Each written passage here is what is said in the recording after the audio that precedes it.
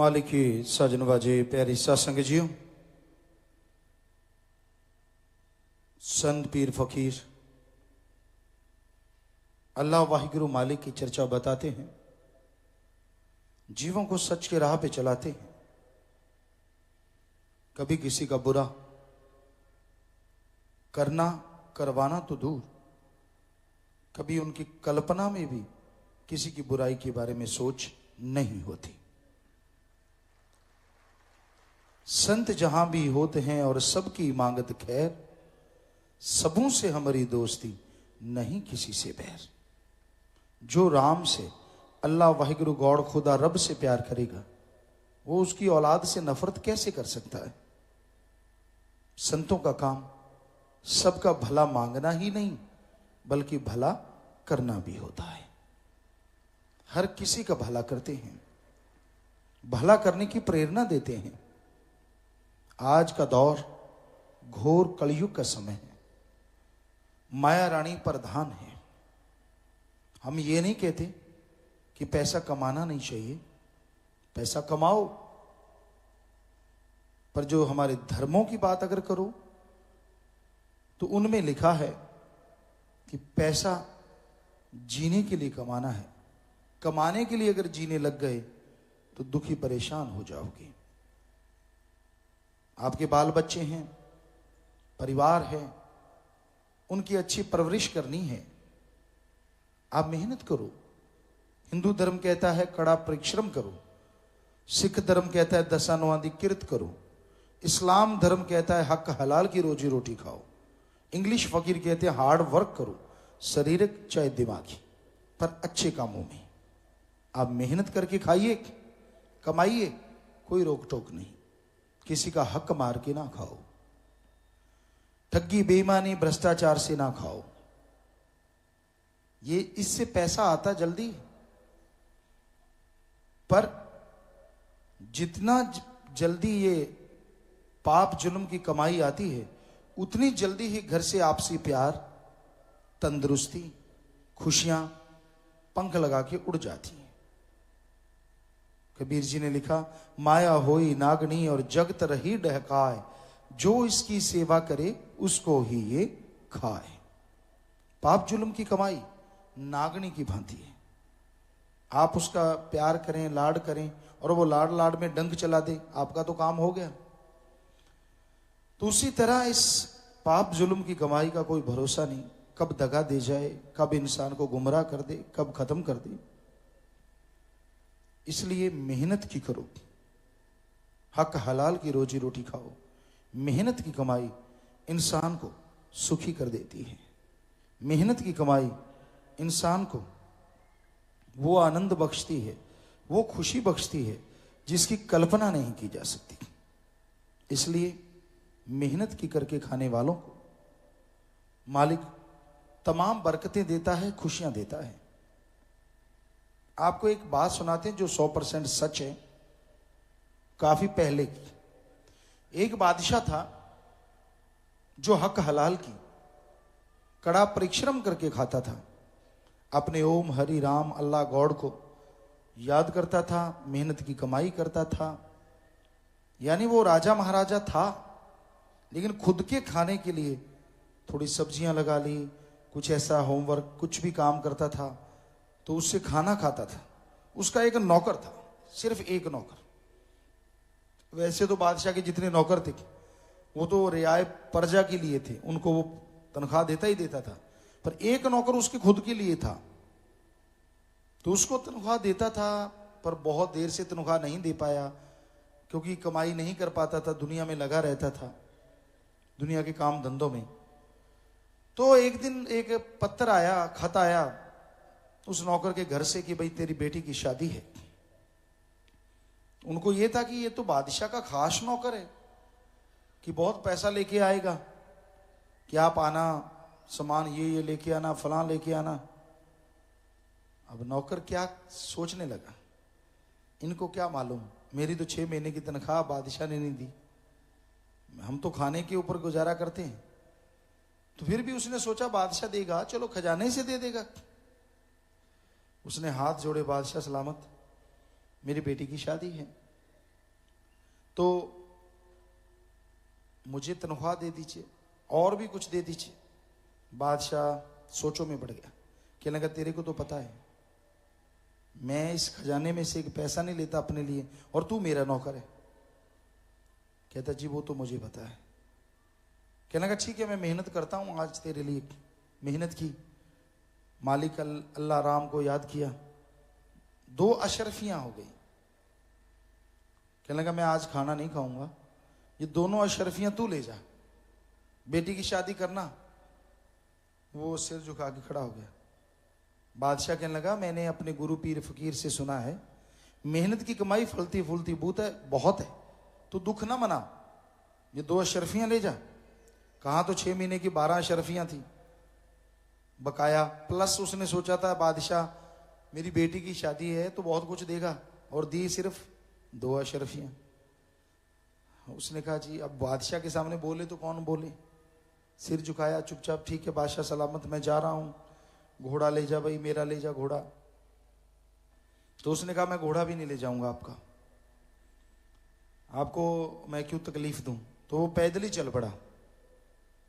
उसने सोचा बादशाह कि उस इलाके में अनार बहुत होते थे, बहुत ही बढ़िया, और तो क्या रंग लगाऊंगा इन 2 अशरफियों का, अब 3-4 दिन का सफर है, अनार हैं जो खराब नहीं होंगे, तो अनार ले जाता हूं बच्चे खुश हो जाएंगे। उसने अनार की पोटली ली, 2 अशरफियों में जितने आते थे तो वो ले लिए। अपने बादशाह का राज्य पार हो गया, आगे एक और बादशाह का राज्य था, उसको क्रॉस करके उससे आगे उसका घर था। तो वो जब दूसरे राजा की सीमा में पहुंचा, अंदर से गालियां दे रहा था, मार दिए, बर्बाद कर दिए, बड़ा आया हक हलाल कड़ा परिश्रम करने वाला, बेटी मेरी की शादी, मैं बादशाह का खास नौकर, ये जा रहा हूं फटे हाल, कुछ भी नहीं है। तो अब मन तो ऐसा होता ही है ना, फिर कैसे ना हो। वहां पहुंचा तो डिंडोरा पीटा जा रहा था कि कोई बादशाह की बेटी को बचाए, उसको बादशाह बहुत इनाम देंगे। उसने पूछा भाई कैसे, कहते वैद्य जी ने कहा है बादशाह की लड़की मुर्शिद है कोमा में, आज के टाइम में कहे तो कोमा में है, तो उसको अनार का जूस चाहिए दवाई के लिए, वो कहीं नहीं मिल रहा, और चाहिए भी अभी वरना लड़की मर जाएगी। वो कहता मुझे बादशाह के पास लेके चलो। कहता क्या है तेरे पास, कहता नहीं मुझे लेके चलो मैं उसको जिंदा कर दूंगा। उसने बताया नहीं कि अनार है, उसको पता था अगर मैंने इसको दे दिए मुझे कौन पूछेगा, क्योंकि वो भी बादशाह के पास ही आया था ना। नंबर बनाने वाले नंबर बनाते हैं, ये थोड़े बताते मुझे फलां आदमी ने सलाह दी थी, वो तो कहते मैंने ये किया, ये नहीं बताएंगे कि मुझे उसने बताया था। हर जगह है ऐसा, आज भी है। तो वो कहता ना मैं जिंदा कर दूंगा। उसको ले गए और कहने लगे हाँ भाई कैसे जिंदा करेगा तू। उसने पोटली खोली, कहता ले हकीम जी आप एक अनार की बात करते हैं, ये पड़े जितने मर्जी ले ले। बादशाह बड़ा खुश हुआ। हकीम जी ने वो अनार लिया, उसका जूस निकाला, दवाइयां बनाई, फटाफट लड़की के मुंह में डाली, शाम तक लड़की होश में आ गई। बादशाह ने तो उस आदमी को अपने गोद में उठा लिया। भाई तूने कमाल कर दी, तू यहाँ कहाँ रहा था। कहता जी मैं तो ऐसे ऐसे मेरी बेटी की शादी है। कहने लगा फिर तेरे पास है क्या। कहता जी कुछ भी नहीं है, बस यही था, अनार ही है मेरे पास। कहता तेरे पास बहुत कुछ, कल जाना तू। अच्छा उसका मेहमान नवाजी हुई।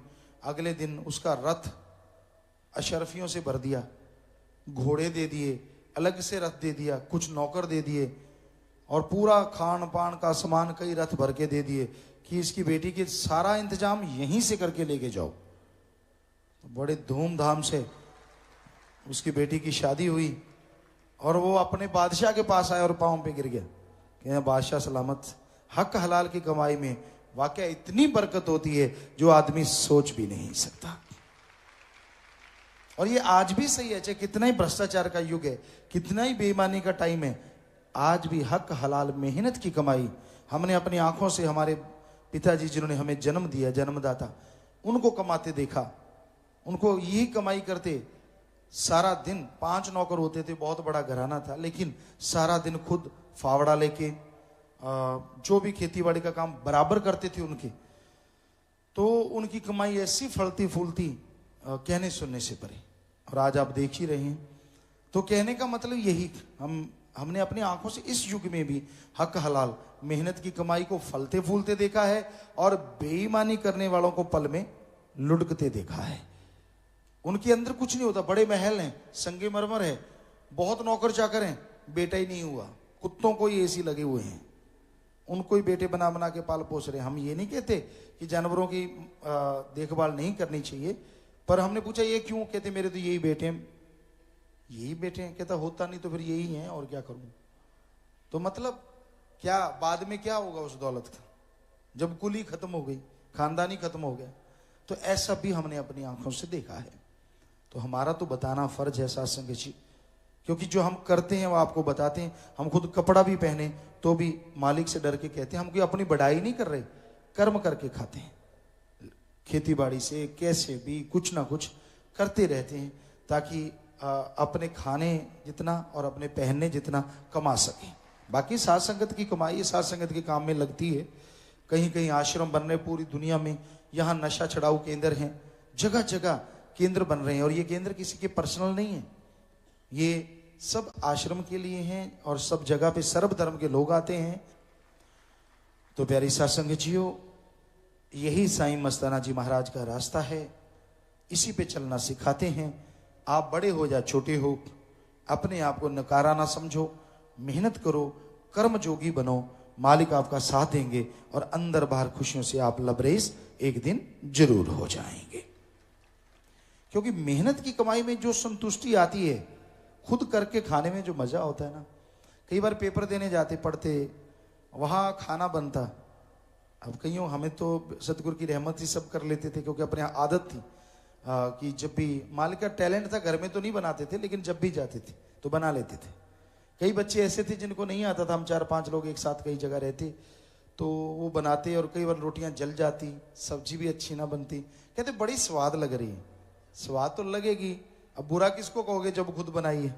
और दूसरी जो खुद के हाथों की बनी होती है ना, नेचुरली स्वाद भी बड़ी लगती है।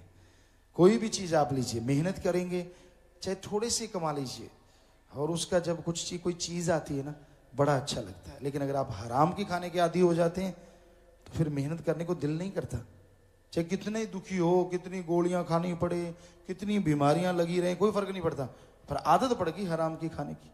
तो साईं जी ने ये एक लेसन दिया, एक सबक दिया कि भाई मेहनत की किया करो, राम का नाम लिया करो, यानी कर्म जोगी और ज्ञान जोगी दोनों बन के चलो, तो मालिक दोनों जहान की खुशियों से माला माल कर देंगे। आपको ही नहीं, आपकी औलाद को भी खुशियों से भर देंगे। ये धर्मों का सार है, ये धर्मों का निचोड़ है। आज सेवादार ये और पूरी साध संगत की तरफ से आया है कि आज हम 2 पर्ण करना चाहते हैं जिंदगी में। ध्यान से सुनना, कभी किसी के साथ कड़वा नहीं बोलेंगे, पर हम एक बात और जोड़ते हैं, अगर बोला गया तो सॉरी फील कर लेना, ये साथ में जोड़ देते हैं, क्योंकि बोला जा सकता है। आश्रम में सतगुरु के प्रति और ये जो नशा छुड़ाने की मुहिम है, जितने भी जिले उनके प्रति 100% वफादार रहेंगे। तो बेटा आप लोग ये चाहते हैं तो भगवान आपको बहुत खुशियां दे, ये पर्ण पूरे हों, आप मीठा बोलें और भगवान आपको ताकत दे। आपने सोल्यूशन भी बता दिया, अगर बोला जाता है, क्योंकि आदमी आखिर हो जाता ऊपर नीचे, तो मालिक रहमत करे, नारा लगा के हाथ नीचे कर लें, भगवान और नई नई खुशियां दे। बहुत बड़ी तादाद में आपने पर्ण किया है, बहुत आशीर्वाद आशीर्वाद। सतगुरु तेरा ही आशा सभी साध संगत जी से निवेदन है कि मेरा चैनल जरूर सब्सक्राइब करें जी। धन धन सतगुरु तेरा ही आसरा।